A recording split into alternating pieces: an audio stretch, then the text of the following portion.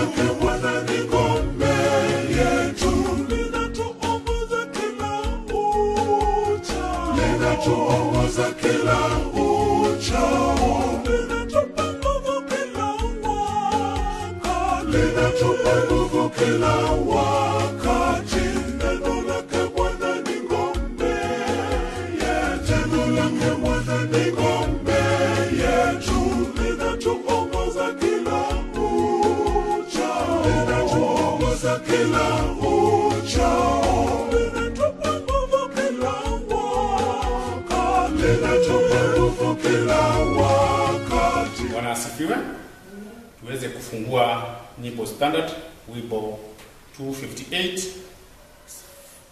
first and second stanza, ambayo unasema ni tabibu wa karibu.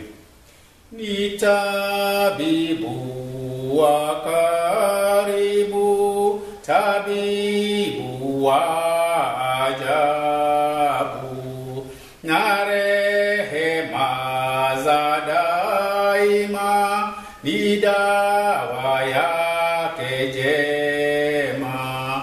Ibeni malaika sifa za Yesu Bwana, pweke limetukuka jina lake Yesu. Hatufai kuwa hai wala hatutumai, ila yeye kweli ndiye atupumzishaye.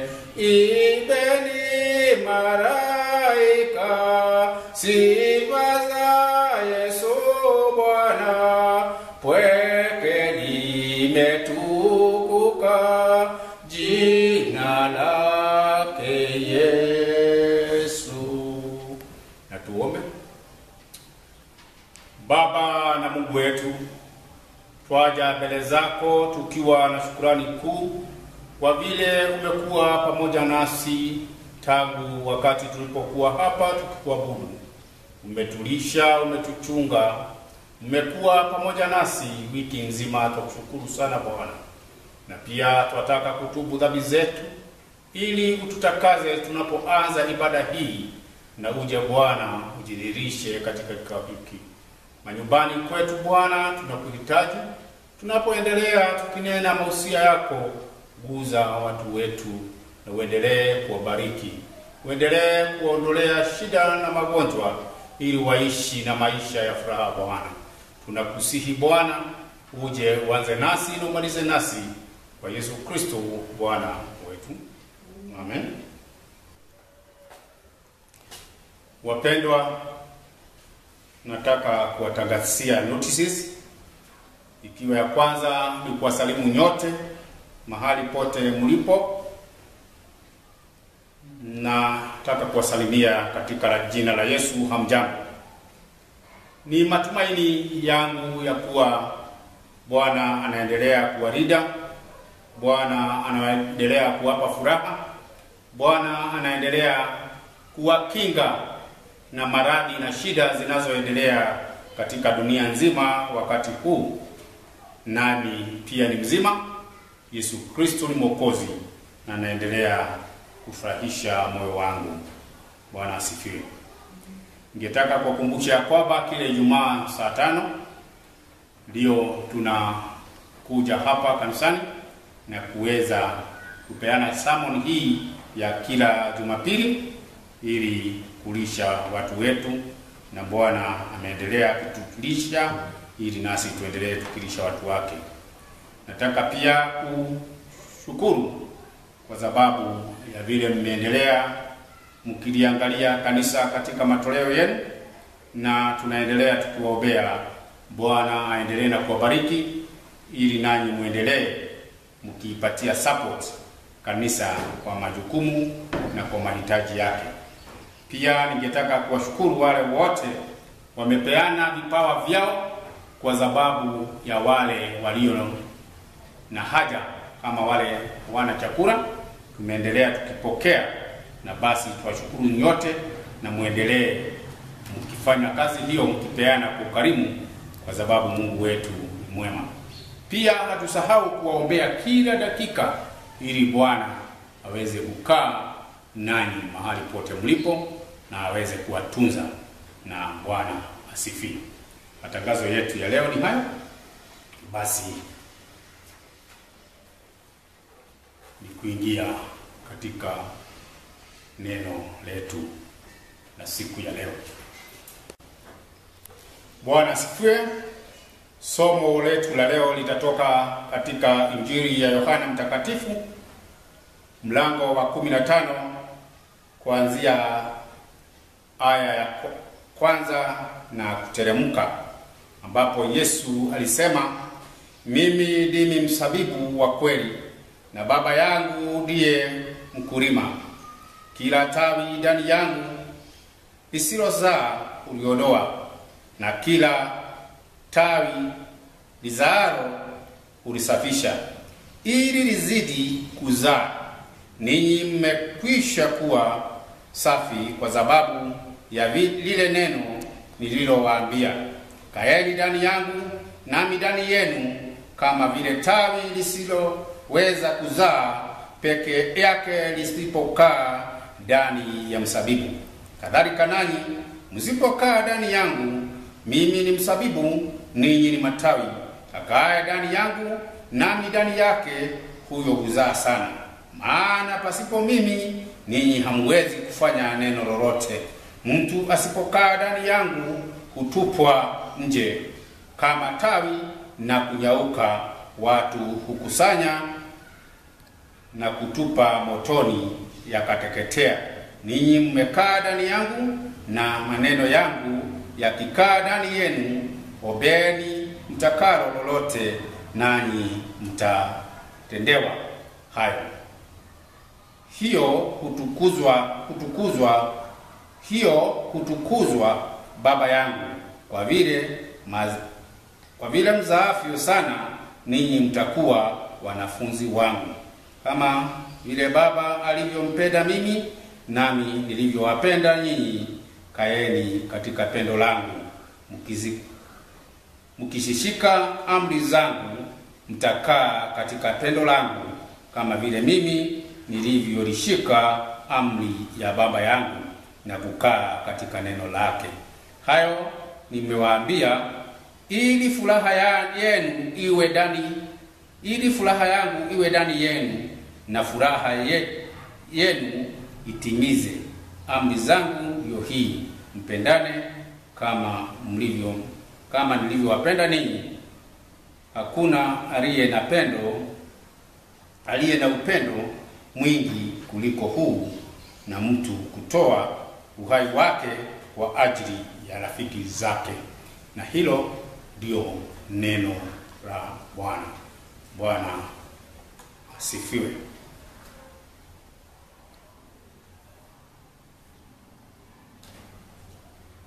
Bwana Yesu akanena maneno hayo ya kwamba yeye ndiye mzabibu. Yeye ndiye mzabibu wa kweli. Na kwa hivyo akiwa mzabibu, anataka sisi tuzae na tuzae sana. Kwa hivyo nikachukua kichwa changu cha leo kuwa a fruitful living. A fruitful living. Wapendwa, inaonekana ni kusudi la Mungu kwetu sisi kama wanadamu kukaa tukizaa matunda mema, kukaa tukizaa kulingana na mapenzi yake. Lakini dunia, wapendwa, ina challenges nyingi, ina changamoto nyingi sana. Na nataka kuambia changamoto hazitaisha, kwa sababu changamoto zilianza kitambo, na hata wana wa Israeli walipokuwa Misri kulikuwa bado na changamoto. Wakati wa Daudi kulikuwa bado na changamoto. Wakati wa Yesu kulikuwa na changamoto, na hata sasa kuna changamoto, lakini ni sisi tujue vile tutakaa na changamoto hizi. Tuzoee kupigana na changamoto ya kupeleka watoto wetu shuleni, tuweze kupigana nayo ili watoto wasome. Changamoto ya kutafutia familia zetu mahali pa kukaa, Bwana atupe nguvu ili changamoto hili la makazi nalo tuweze kushindana nalo. Changamoto ya kupata chakula, Bwana atusaidie na atupe bidii ili tuweze kukaa tukiwa tunashinda changamoto hili. Na changamoto lingine ni la kazi. Bwana atusaidie tuweze kuwa na watu ambao watajenga viwanda nyingi na watu wetu wasome na waweze kuajiliwa ili tuweze kushindana na changamoto hii ambayo ni changamoto ya kikazi.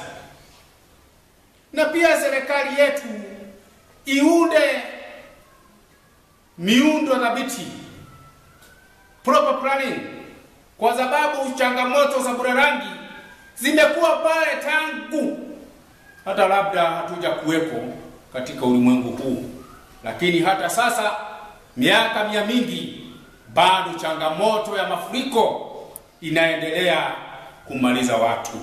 Bwana atusaidie, kwa sababu anapenda sisi tuishi maisha ya kuzaa matunda, na matunda haya ni matunda ya upendo na matunda ya kuweza kusaidia wanadamu na familia zetu kupigana na changamoto ambazo zinatukumba kila siku. Kama sasa tuna changamoto ya corona na iko pamoja nasi, na ni vizuri tuwashukuru serikali yetu kwa sababu inaendelea ikitupa njia na mwangaza wa kuweza kwenda tukidhibiti na kushindana na changamoto hili, ingawa kuna wengine wetu ambao wanashindwa kuweza kuvumilia changamoto hili la corona, na tukasikia wametorokea kwa marafiki zao bila kujua wanaenda kuwaambukiza. Ni vizuri tujifunze kukaa na changamoto kwa uvumilivu, tupigane na changamoto hizi, kwa sababu wakati wake ukifika tutaweza kushinda changamoto za aina hii. Changamoto hizi ziko kwetu na dunia mzima inaendelea ikitafuta njia ya kusimaliza, na tunaweza tu kushindana na changamoto hizi tukiwa na kitu inaitwa positive thinking and positive acting. To act positively, tutende kwa njia ya kuendelea kumaliza changamoto hizi, lakini si kujenga mlima kwa changamoto hizi. Pole sana, kwa sababu nimesikia watu wakisema hata mwisho wa kupata hizi pesa za corona, kuna watu watakuwa na lot of negativity instead ya kuona msaada wa kusaidia watu wetu, watataka kujitajirisha na pesa zetu, na pesa ambazo zimepangwa ili ziweze kupigana na corona. Wapendwa, ni vizuri tufikirie juu ya watu wengine. Si vizuri tujifikirie sisi kwa njia ya kujipenda, bali ni vizuri tufikirie watu wetu. Na ni vizuri pia serikali isifungue jicho moja tu ione corona. Ni vizuri ione wakati huu ni wakati wa mvua, watu wanastahili kulala kwa neti, kwa sababu magonjwa kama malaria na pia pneumonia na magonjwa mengi kama ya kuhara yanakuja hasa wakati wa mvua. Kwa hivyo ni vizuri tujitengeneze, tujipange sawa tuweze kuzaa matunda ambaye ni matunda inayohitajika wakati huu kuliko pale mbele. matunda ambaye inahitajika kwa haraka na kwa kasi, ili tuweze kuokoana sisi kwa sisi, kwa sababu Yesu mahali moja alisema, let us be our brother's keeper. Let us be our brother's keeper. We bear one another's burden. Na hakuna njia ingine ya kufanya hivyo, ya kubeba mzigo wa mwenzetu, isipokuwa ni wakati kama huu wa haja, tuzae mazao, matunda ya ukarimu, matunda ya upendo, matunda ambaye italeta uponyaji katika nchi yetu. Na katika kitabu cha Wagalatia mlango wa 5 mstari wa 22-23, the fruits of the Spirit are joy, love, peace, patience, kindness, goodness, faithfulness, gentleness, self-control. And against this there is no law. Wapendwa, ili tuzae matunda haya ya upendo, matunda haya ya amani, matunda haya ya ukarimu, matunda haya ya utu mwema, ni lazima tuwe tumezalishanwa na Yesu Kristo ambaye ndiye mzabibu mwema. Kwa sababu sisi kama wanadamu hatutaweza kuzaa matunda hayo tusipokaa kwa Yesu Kristo ambaye yeye ndiye mzabibu mwema. Yeye ndiye mwanzilishi wa upendo mkuu, mpaka akajitoa akafa kwa sababu ya dhambi zetu. Tukizalishana na yeye, Yesu anasema tutazaa matunda mengi. Na anatuambia hatuwezi kuzaa tukiwa nje yake. Kama hatuko kwake, kama hatuko kwa mzabibu, tawi haliwezi kuzaa bila kuwa kwa mti. Na Yesu kama mzabibu, sisi kama Wakristo ni lazima tuweze kukaa katika mzabibu ili tuweze kuzaa matunda mengi. Na anatuambia kwamba yeye ni mti tu, yeye ni mzabibu mzuri mwema, lakini mwenye shamba ni Mungu, na ndiye mwenye kupalilia, ndiye mwenye kuja kutuweka manyua, ndiye mwenye kufanya tuendelee. Na kwa hivyo, kwa sababu he is almighty, na sisi tutaendelea kuzaa na kuzaa zaidi, kwa sababu Mungu ni zaidi ya professional farmer. Ni zaidi. Mungu ni zaidi ya professional farmer. Kwa hiyo wakati Mungu ananiguza, wakati Mungu anakutumia, wakati Mungu anatumia rais wetu, wakati Mungu anatumia ulimwengu, tutafanya maajabu katika dunia hii, kwa sababu sisi bali ni Yesu anayekaa ndani yetu, na tutazaa matunda mema. Na wapendwa, usistuke wakati unakuta wewe huna cha kupeana, kwa sababu Mungu kama mfanyikazi, kama mwenye shamba, anajua kiwango cha mazao yako. Anajua kiwango cha mazao yako. Kwa hivyo ni vizuri tujitahidi kuzaa ili tuweze kumaintain ndugu zetu ambao ni less fortunate wakati huu wa haja. Lakini pia kama huwezi kupeana kitu material, you can give prayers. Unaweza kuleta maombi, kuombea wanaopeana, kumshukuru Mungu kwa sababu yao. In that way, you can also contribute to the giving, and so producing good fruits according to our source. Source yetu, mahali tunapotoa mazao yetu, ni kwa Yesu Kristo. Jesus is our source. Jesus is our source. Na kwa hivyo tunaweza kuzaa extraordinary, kwa sababu si kwa nguvu zetu basi, bali ni kwa nguvu za Yesu Mitume Paulo akasema katika Wafilipi 4:13, naweza kufanya vyote kwa sababu ya Kristo anitiaye nguvu.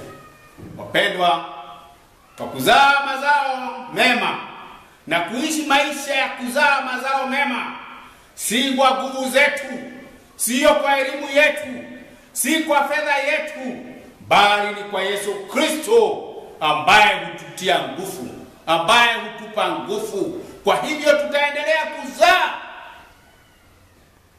mazao ya furaha, mazao ya uvumilivu. Wapendwa, mulio na haja, musianze kunung'unika mkisema hatusaidiwi, kwa sababu zao lingine mnaotakiwa kuzaa ni la uvumilivu. Na nyinyi mnaohitaji muwe na subira, ili serikali na wale wote wanaopeana wanapoleta msaada waweze kufikisha, na wao walio na haja waweze kupata msaada. Tena tuwe na self control, nitunda pia, kwa sababu tukiwa na self control hatujaongea ofyo tukiweka watu uoga, bali tutawatia moyo tukijua kwamba sisi tutashinda vita, bali ni Mungu atakaye tushindania. Tutashinda vita hivi kwa sababu si zetu, ni Yesu atatushindania, kama ndugu yetu Paulo alivyosema katika Wafilipi 4:13 ya kwamba nitafanya yote kwa yeye anitiaye nguvu. Na sisi tutashinda vyote. All the challenges, we are going to come out victoriously because of he who gives us strength. Who gives us strength. Katika Mika mlango wa 6 mstari wa 8 inasema, what does the Lord need from us? Apart from love, just kindness, and walking humbly in his path. And walking humbly in his path. Wapendwa, wakati mmoja, hii ni hadithi, kulikuwa na panya. Na panya huyo akafika kwa mto. Na alipofika kwa mto akashindwa kufuka. Lakini ndovu ikaja. Akaiomba imfukishe. Akaambia ndovu, tafadhali ndugu yangu, nibebe niweze kufuka niende ng'ambo ile nyingine. Na ndovu ikaambia panya, kaa kwa mgongo. Panya alipokaa kwa mgongo, ndovu ikaanza kwenda, na ilipofika kwa daraja ilikuwa inaenda ikitingika, sema kuku kuku kuku kuku kuku, kwa sababu ya nguvu za ndovu. Lakini panya alipofika ng'ambo ile, akashuka kwa mgongo ya ndovu, akaitazama, akauliza ndovu, gentleman, tumetikiza hiyo daraja kabisa, tumetikiza daraja. Ndovu haikusema wewe huna usani, your weight is too little, bali ilikubali wametikiza daraja. It does not matter how weak you are, either financially, academically, or even how the community looks at you. Lakini wakati utatembea na Mungu akiwa amekubeba kama mkulima, mtatikiza shida. Tutasitikiza shida ambazo zinatuuma kila dakika, kila siku, na tukifika ng'ambo tutamwambia, Bwana, wewe hukuona vile tulitikiza hizo shida, tukashinda kabisa. Na hata tuambia, wewe bado ni mtoto, wewe bado ni maskini, wewe bado hujasoma, wewe bado huna hiki na kile, lakini ataona kwa kweli tumekuwa washindi pamoja naye.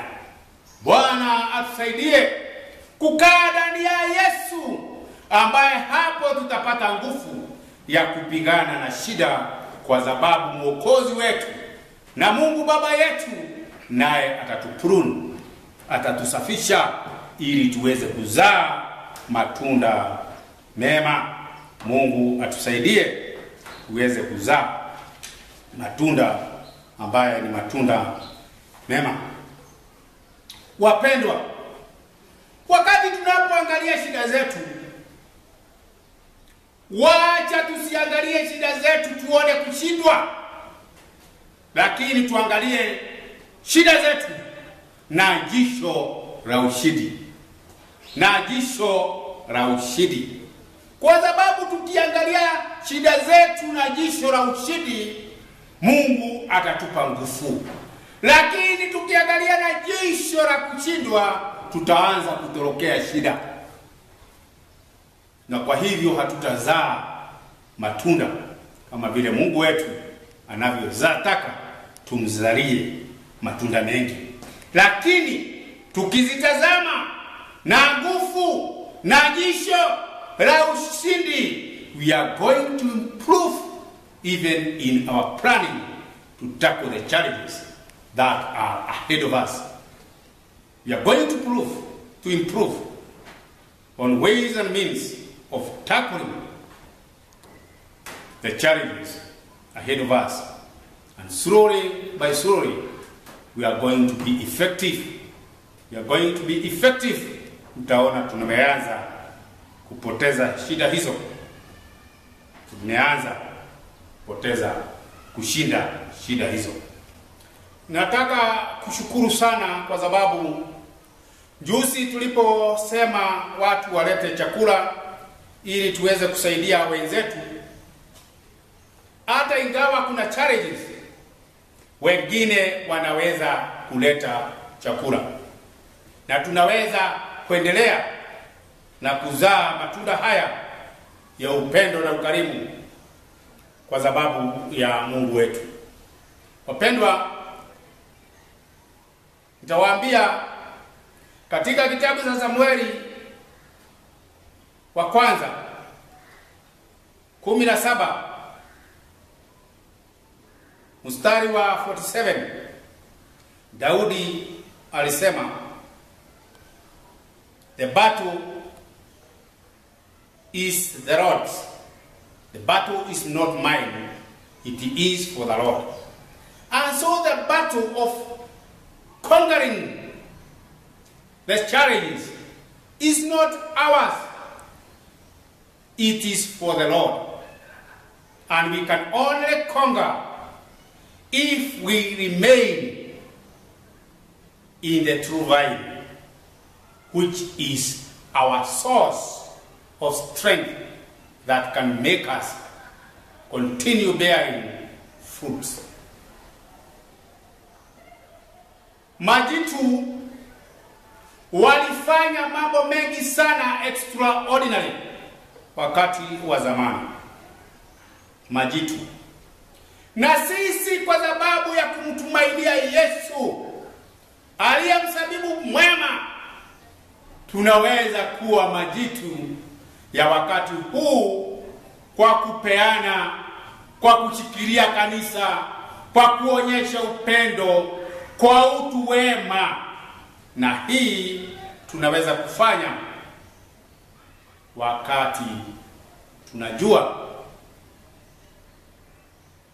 Yesu Kristo ndio source ya nguvu zetu. Yesu Kristo ndio source ya mazao yetu. Yesu Kristo ndio source ya upendo wetu. Yesu Kristo ndio source ya umoja wetu. Na hivyo St. Stephen's Nokope can be the giants of faith only by trusting in God and living happily in his path. And it is in the God, the Father, the Son, and the Holy Spirit that we pray. Amen.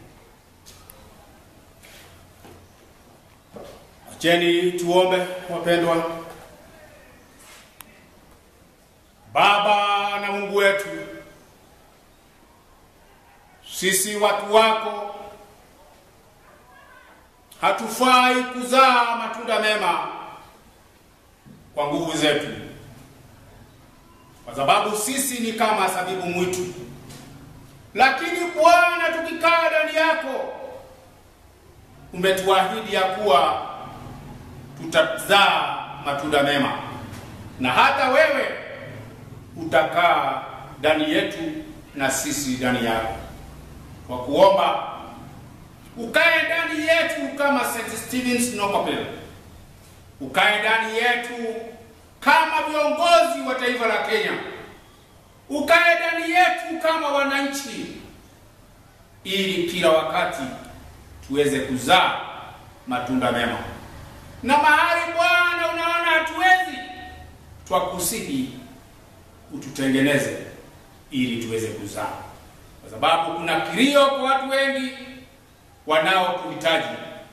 Bwana, tusaidie tutimize haja za watu wetu, tutumie kufanya mambo ambayo ni extraordinary, ili watu wetu waepushanwe na magonjwa, watu wetu waepushanwe na shida, watu wetu wapate mahali pa kulala. Bwana, asanti kwa sababu ya watu wa kanisa hili mahali popote walipo na yale majanga wanayopitia, na kuomba Bwana uwasaidie, Bwana uwasaidie, Bwana uwatie nguvu ili waweze kufuka wakiwa washindi, na mwisho tutasema kipindi hiki Bwana umekuwa pamoja nasi.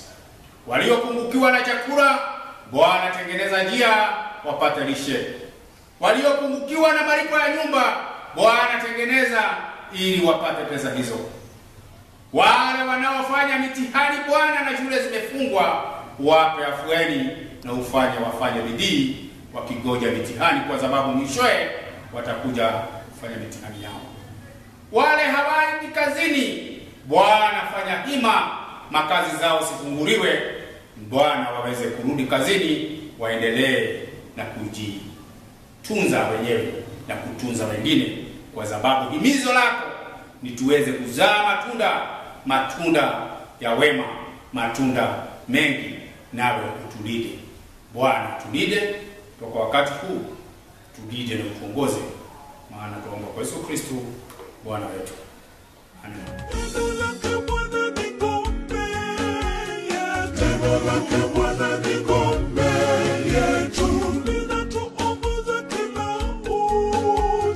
Linatuongoza kila uchao, linatupa nguvu kila wakati.